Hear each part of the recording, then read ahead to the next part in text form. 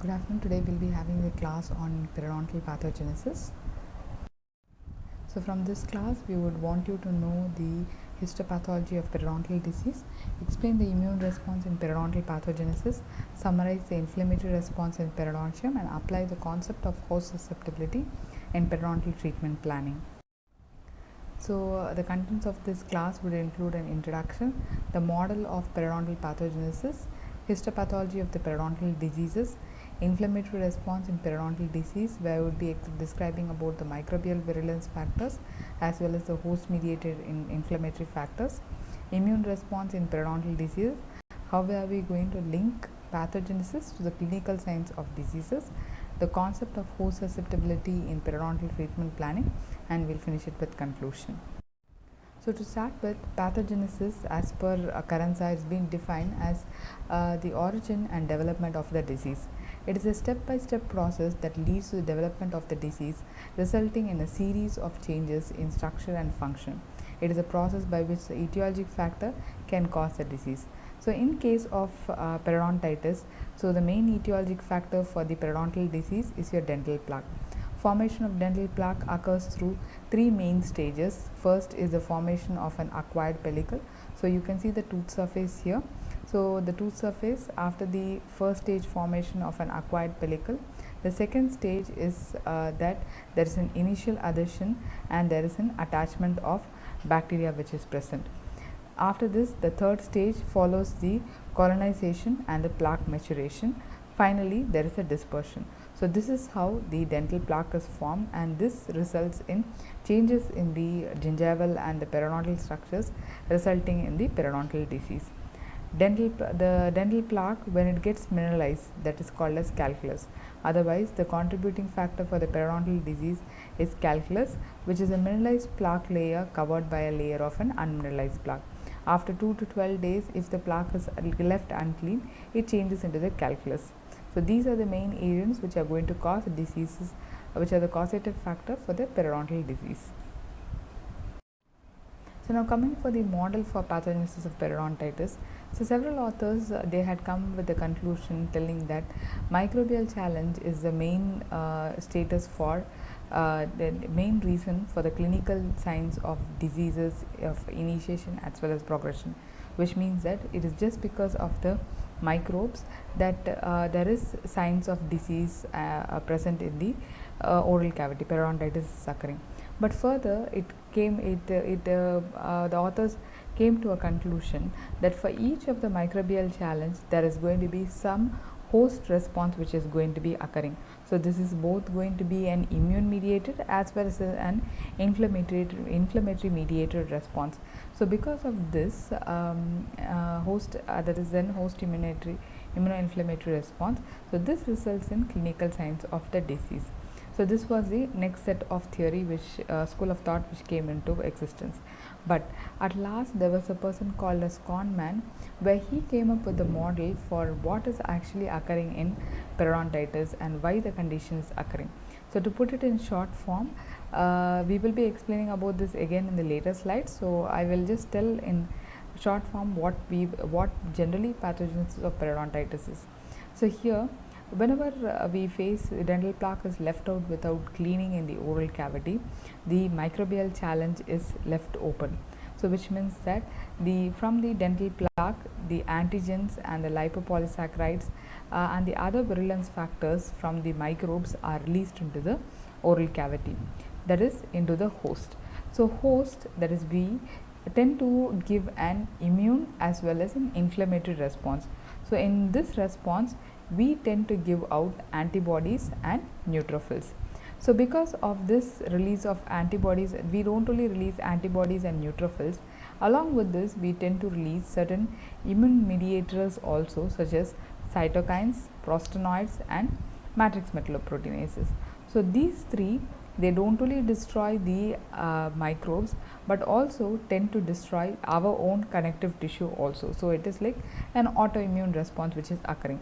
So because of that, there is connective tissue as well as bone metabolism is getting disrupted. In other words, it is getting a problem is there. The problem starts, and therefore there is clinical signs of diseases. again. So this is not the only mechanism which is taking place. It has also been reinforced that there could be certain genetic risk factors which play a role in the response which the host gives, or how the tissue changes takes place in the body. Apart from that, there are some environmental and acquired risk factors also, such as your smoking, diabetes. So all this tend to influence the host response as well as the connective tissue changes. So at last, because of all these factors, you see the clinical signs of diseases which are present. So to put it in short form, it is not only the bacteria which causes the disease, but it is also the host who is not able to compete with the amount of inflammatory factors which is being produced, results in clinical signs of the disease. So this is what we will be seeing in this particular class.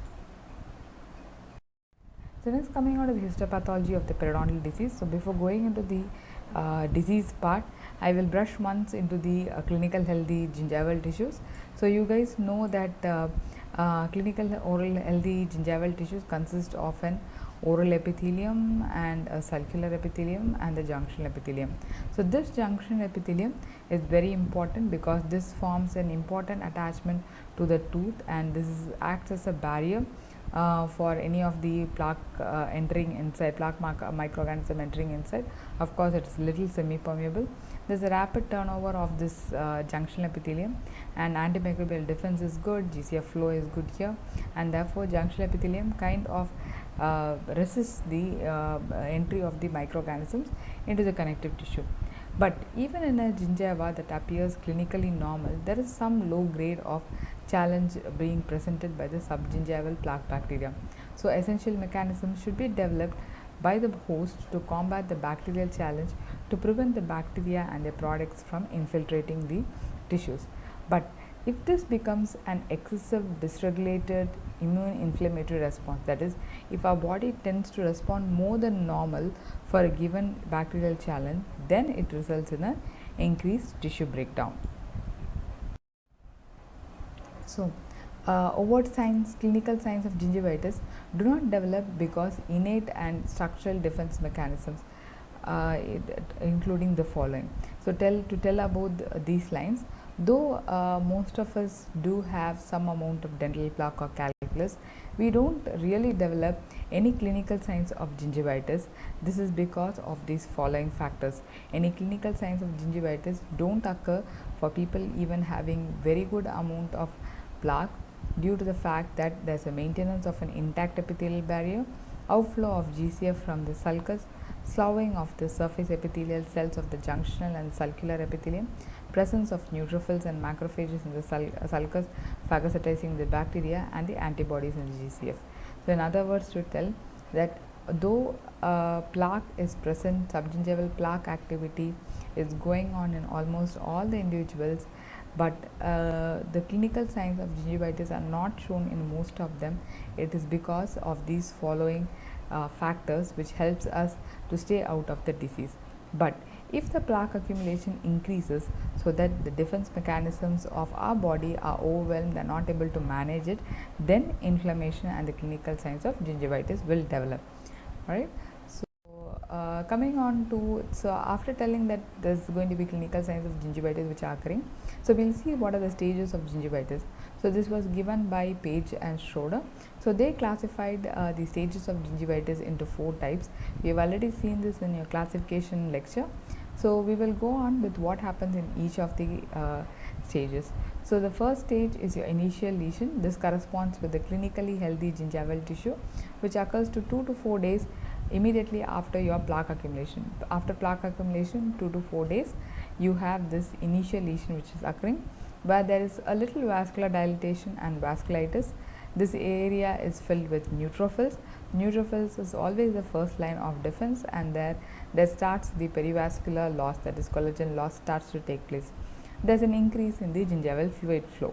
So after this stage, if the plaque is not removed, 4 to 7 days later you have the early lesion. This corresponds with the early gingivitis which is clinically evident. So here there is a vascular proliferation with retipex, atrophic areas. The immune cells predominant here are the lymphocytes.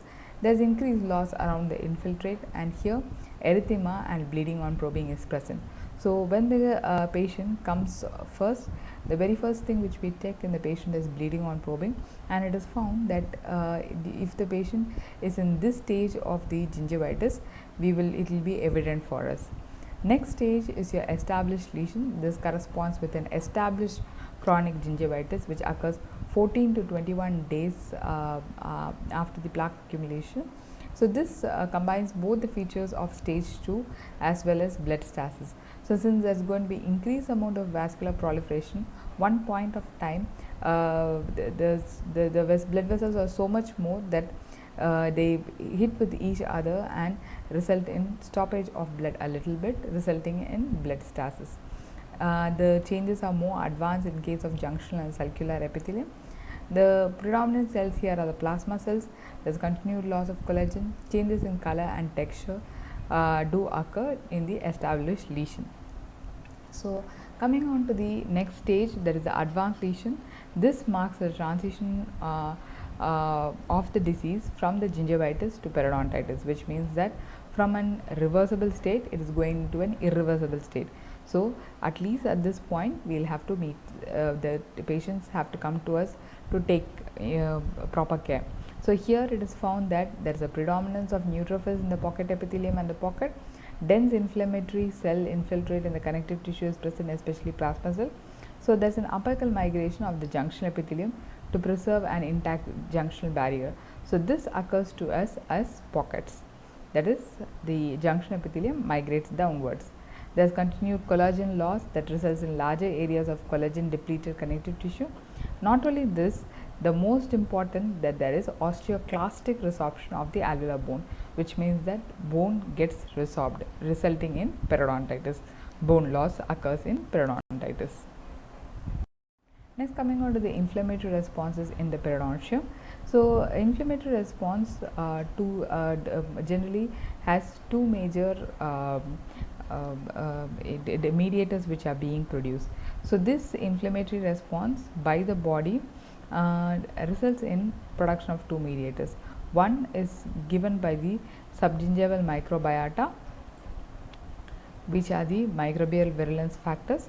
Another is by the host immune inflammatory response, which are the host derived inflammatory mediators.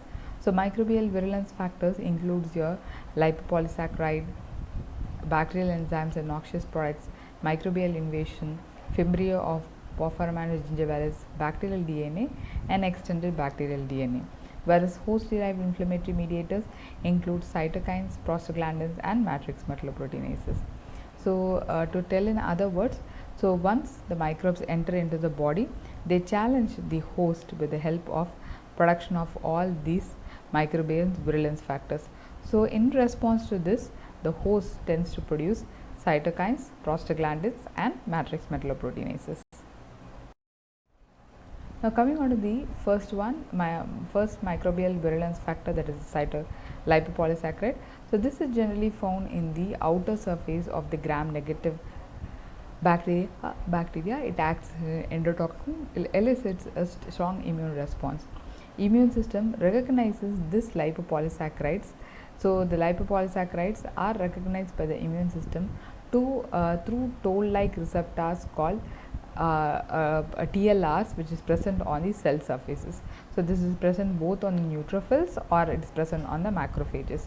So these cell surfaces that recognize the microbe associated molecular patterns, which are conserved molecular structures located in diverse patterns.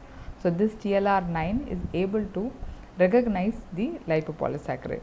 So if it is like later it results in deregulated inflammation. If the body combats the effect, then the normal tissue homeostasis is restored. If the body cannot combat the effect, then it results in chronic inflammation and inflammatory bone loss. In other words, lipopolysaccharide is being recognized by the toll-like receptors present on the cell surfaces. Just understand this. The second virulence factor is the bacterial enzymes and the noxious products. For the three noxious products are the short chain fatty acids, proteases and gingipains, which are produced by the Porphyromonas gingivalis. Short fatty acids aid the bacteria Porphyromonas gingivalis infection through the periodontal disease tissue destruction, and also provides nutrient to this particular bacteria to develop. Proteases breaks down the structural components such as collagen and elastin. Gingipains of the Porphyromonas gingivalis results in increased tissue damage and increased cytokine production. So the third microbial virulence factor is the microbial invasion. Periodontal pathogens such as Porphyromonas gingivalis and Acetocomitis accumbens tries to invade the gingival tissues through the connective tissue. The fourth one is the Fimbria of P. gingivalis, also stimulates the cytokine production. Now, next coming on to the host derived inflammatory mediators. So, what we taught till now was the what microbes tend to give out, but the host in response to the microbe action tends to give out certain mediators. Those includes the cytokines. So, these play a fundamental role in the inflammation and are the key inflammatory mediators in periodontal disease. They are soluble proteins secreted by cells which act as messenger molecules that transmit signals to the other cells produced by such a lot of cells. So, one of the main cytokine in this cytokine family is the interleukin 1 beta. So, this stimulates the prostaglandins, the nitrous oxide, so resulting in vascular changes associated with inflammation. It also stimulates the secretion of chemokines. So, we will be seeing about all this in later slide. It synergises with the pro-inflammatory cytokines and PGE2 to induce bone resorption.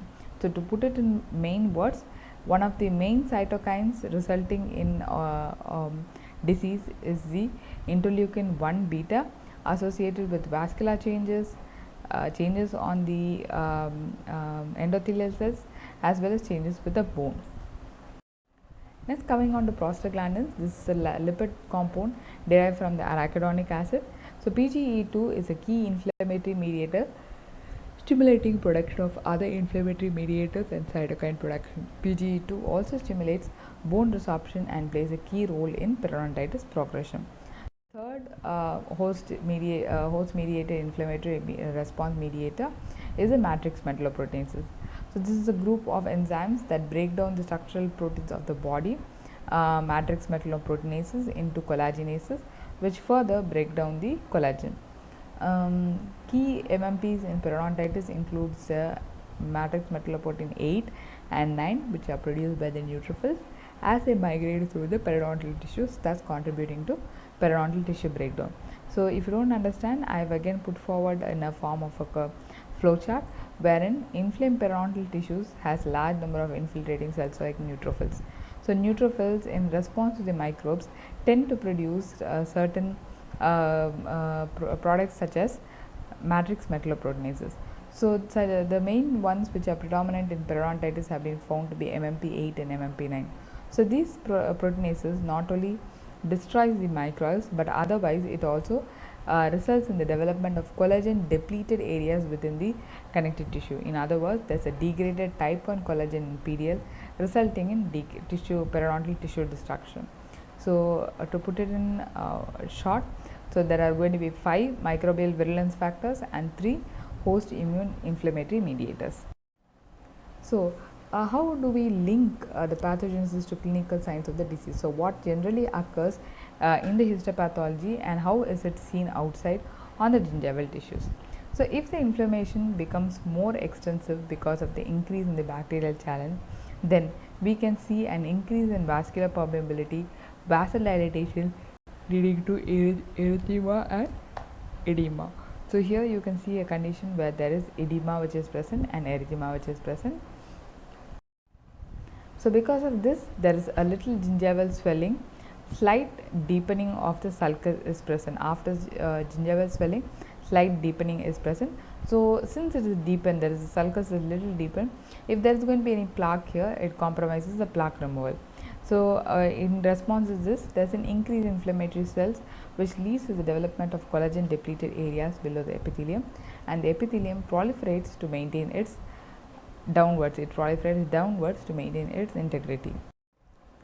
So if the bacterial challenge still persists, which means that if you have not still gone in for scaling or oral hygiene maintenance, then the cellular and the fluid infiltrator continues to develop and the inflammatory cells soon occupy a significant volume of inflamed gingival tissue.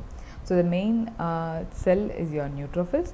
So neutrophils not only phagocytize and kill bacteria, but on the other hand release a large number of matrix metalloproteinases. So it itself, the neutrophil, which should act as a good being, turns bad to us, thereby producing large number of matrix metalloproteinases, leading to breakdown of the structural components of periodontium. Not only this, it releases potent lysosomal enzymes, cytokines, ROS, causing further tissue damage. The opportunity for the repair starts getting limited and the epithelium continues to proliferate apically, deepening the pocket further.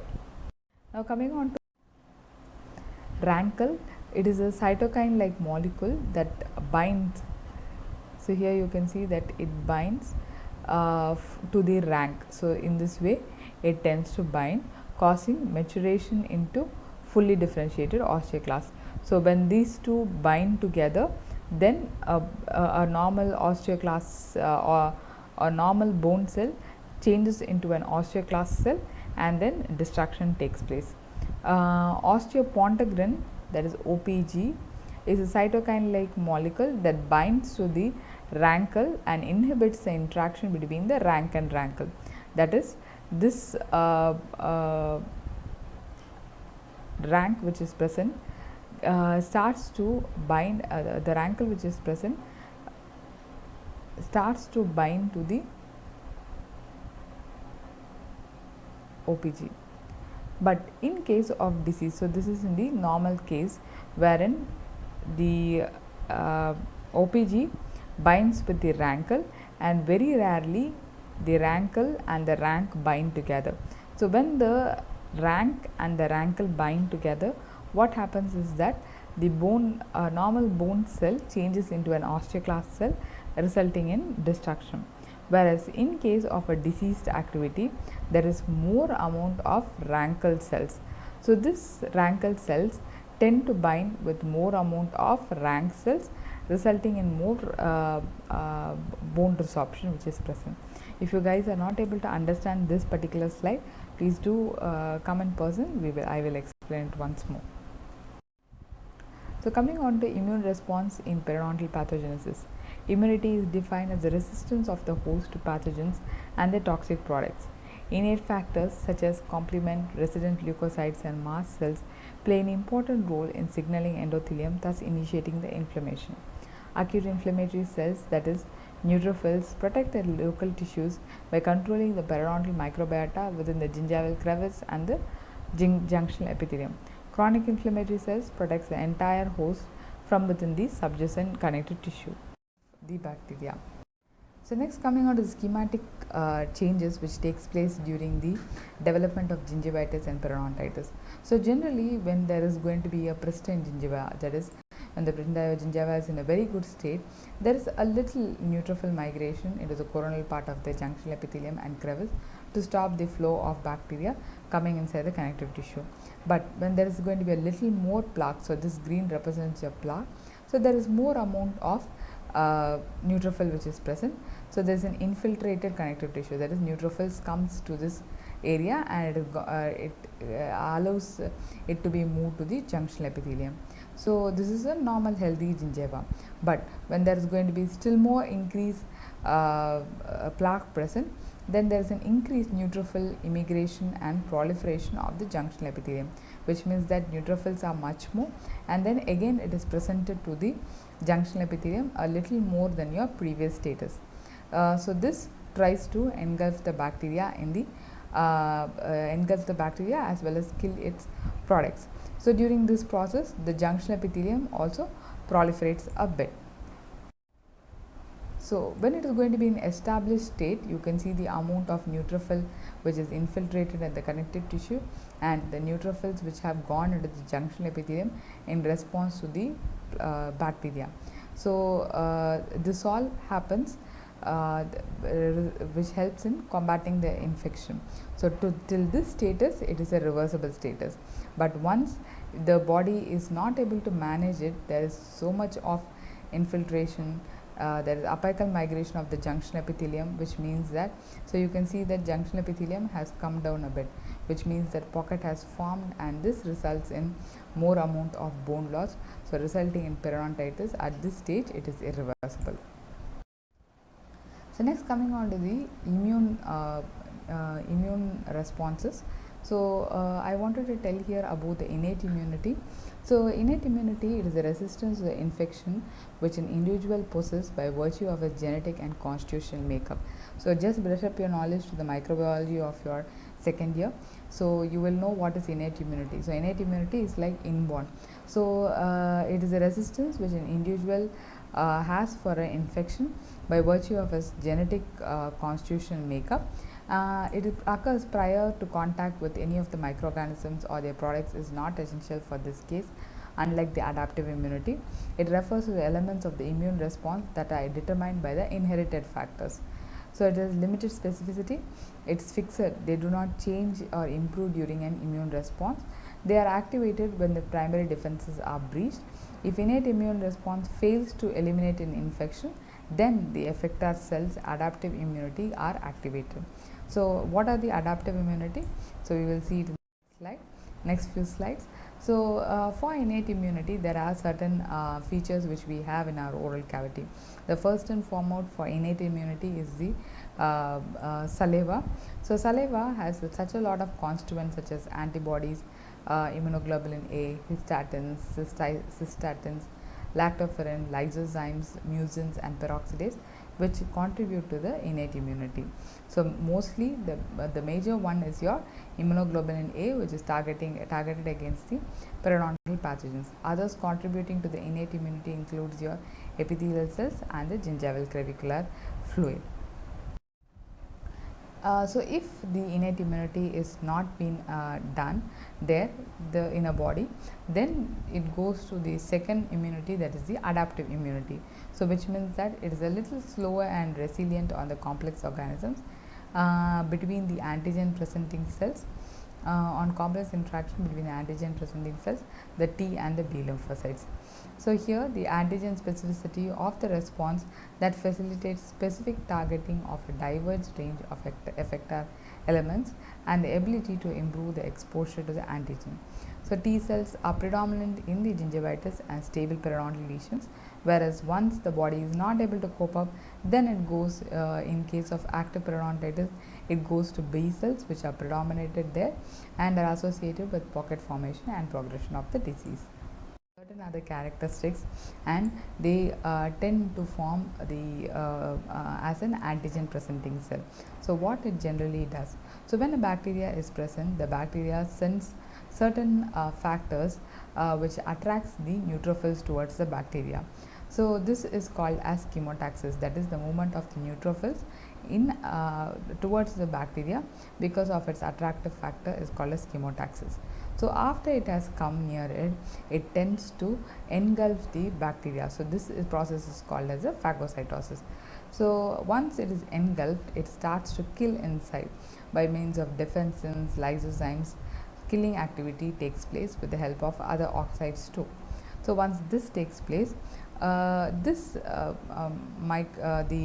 bacterial component, the cell becomes an antigen, which means that the bacteria, if it comes again to our body, the body recognizes it before itself by means of this antigen processing and presentation. So what it does, so this bacteria which enters inside goes into certain processing mechanisms and has produced certain receptors on the surface, which helps us to recognize that this bacteria has already come to the body. So in response to this, cytokines are being presented. So neutrophils act as an antigen presenting cell. So the model of pathogenesis, periodontal pathogenesis has been already explained before, but there are certain individuals, though they have so much amount of inflammatory factors like plaque or calculus, they don't get disease itself. Whereas on the other hand, there are few individuals that even if they have little amount of plaque, they have hell lot of infection. Why is that so? So, immune response to the bacterial challenge never occurs in isolation but takes place in the context of the other host and environmental factors that influence these responses and thereby determine the progression of the disease. So, here is the a curve where inflammatory response characteristics in relation to the bacterial challenge. A given bacterial challenge results in differing level of inflammatory response according to the response profile of an individual. Most of the people are close to this normal and produce a certain level of inflammatory mediators for the given challenge. But those who are very hyper responders generate an excessive inflammatory response to the same bacterial challenge and cross the threshold into an active disease at an earlier stage itself. So, those who are hypo responsive produce lower level of inflammatory mediators and despite a significant bacterial challenge may never develop peritonitis. So, this is what the authors found, that you could have either hyper responsive individuals, normal responsive individuals or hyper responsive individuals. So, based on all this, the concept of host susceptibility to treatment planning came into plan. So, in the disease status, it has been found. So, this is a balance. So, if this balance is disrupted, then you end up in the disease. So, in the case of health, you must you generally you have reduction of the risk factors. You have more amount of anti-inflammatory or protective mediators such as interleukin 4, interleukin 10, etc. With host modulation therapy, resolution of inflammation, and therapy from the professionals if it is there, then you have a healthy status. But on the other hand, if it is going to be more amount of risk factors like genetics, smoking, diabetes,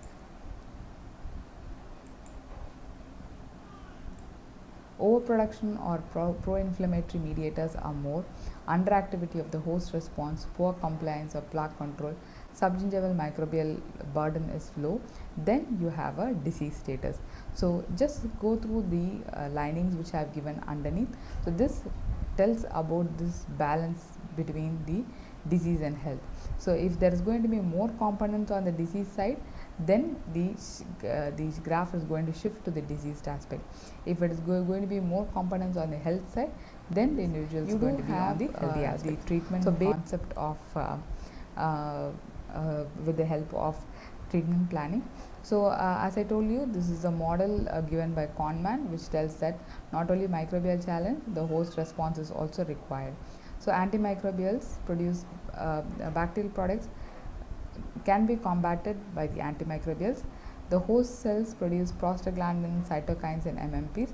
So, that also can be brought down by the NSAIDs and the periostats. So, this all reduces the bone resorption and the connective tissue activity, thereby reducing the clinical signs of the disease. So, in other words, reduction of the bacterial burden can occur with the help of scaling and root planing and topical antimicrobials. Risk factor reduction has to take place with help of smoking cessation therapy and diabetes control. Host response can be done with the help of certain drugs which helps in inhibition of the matrix metalloproteinases. So, all these three together only will be helping us in clinical improvement.